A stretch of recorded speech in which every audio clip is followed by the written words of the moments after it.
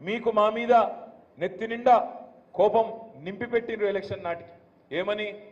వీళ్ళు ఉద్యోగాలు ఇవ్వలేదు, వీళ్ళు ఉద్యోగ నియామకాలు చేయలేదు, పేపర్ లీకులు జరిగినాయి అని చెప్పి ఇష్టం వచ్చిన ప్రచారం చేసినారు.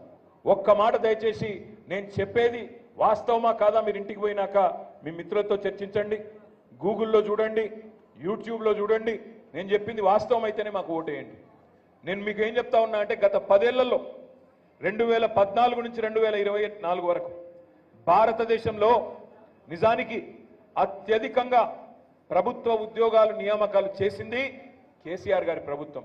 ఒకటి కాదు, రెండు కాదు, 2 లక్షల ఉద్యోగాలు భర్తీ చేసింది కేసీఆర్ గారి ప్రభుత్వం. కానీ ప్రచారం ఏం జరిగింది?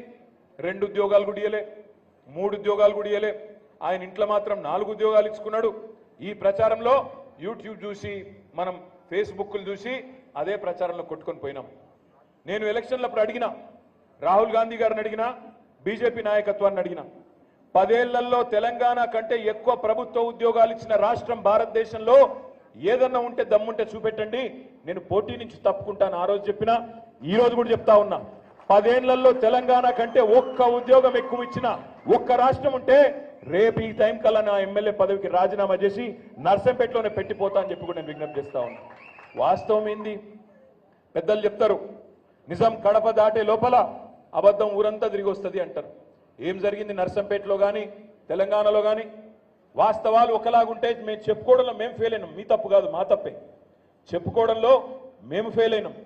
మొత్తం తెలంగాణలోనే అత్యద్భుతమైన సూపర్ స్పెషాలిటీ హాస్పిటల్ 24 అంతస్తుల్లో ఎంజీఎం హాస్పిటల్ కొత్తగా వరంగల్లో కట్టి కూడా దాని గురించి చెప్పుకోలేకపోయినాం. మీ పెద్ది సుదర్శన్ రెడ్డి గారు ఆయన చొరవతో వరంగల్ జిల్లాకు వచ్చిన మెడికల్ కాలేజీలు నర్సంపేటలో పెట్టి ఇక్కడ మెడికల్ కాలేజ్ తెచ్చి కూడా చెప్పుకోవడంలో ఫెయిల్ అయినాం. నర్సింగ్ కాలేజ్ తెచ్చి చెప్పుకోలేకపోయినాం, మెడికల్ కాలేజీ తెచ్చి చెప్పుకోలేక ఫెయిల్ అయినాం. కనీసం డిగ్రీ కాలేజ్ కోసం కొట్లాడే నర్సంపేటలో మెడికల్ కాలేజ్ వస్తుందని కలలోనైనా ఎవరన్నా అనుకున్నారా?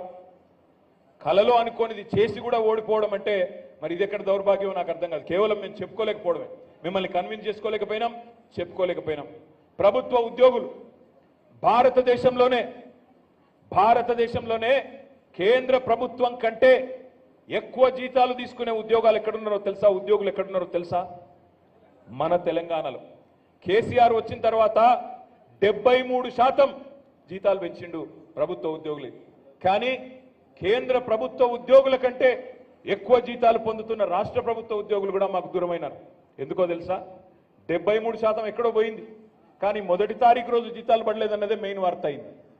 కరోనా తర్వాత రైతు బంధు ఆగొద్దు, ఆసరా పెన్షన్లు ఆగొద్దు, కళ్యాణ లక్ష్మి ఆగొద్దు, పేదవాళ్ళ కార్యక్రమాలు ఆగొద్దు అని చెప్పి కేసీఆర్ గారు అవసరమైతే ఎమ్మెల్యేలు, మంత్రులు, ఎంపీలు, ప్రభుత్వ ఉద్యోగులు ఓ 4 రోజులు ఆలస్యంగా ఇస్తే ఏమవుతుందా అని కొన్ని రోజులు కరోనా తర్వాత ఆపితే దాన్ని పట్టుకొని యూట్యూబ్లో గోరంతలు కొండంతలు చేసి, చిలువలు పలువలు చేసి, అసలు ప్రభుత్వ ఉద్యోగులకు జీతాలే ఇస్తలేరు వీళ్ళు అని చెప్పి బదనాం చేసి వాళ్ళు మాకు దూరమైన.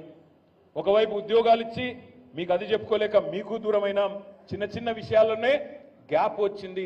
ఆ గ్యాప్ వల్లనే 1.8% తేడాతో మొన్న ఓటమి పాలైనాం. మరి ఈరోజు అందుకే ప్రతిపక్షంలో ఉన్నాం. నేను మిమ్మల్ని అడిగేది ఒకటే, ఆలోచించమని కోరేది ఒకటే. ఈ ప్రభుత్వం అలవిగాని హామీలు 1, 2 కాదు, 6 గ్యారంటీలను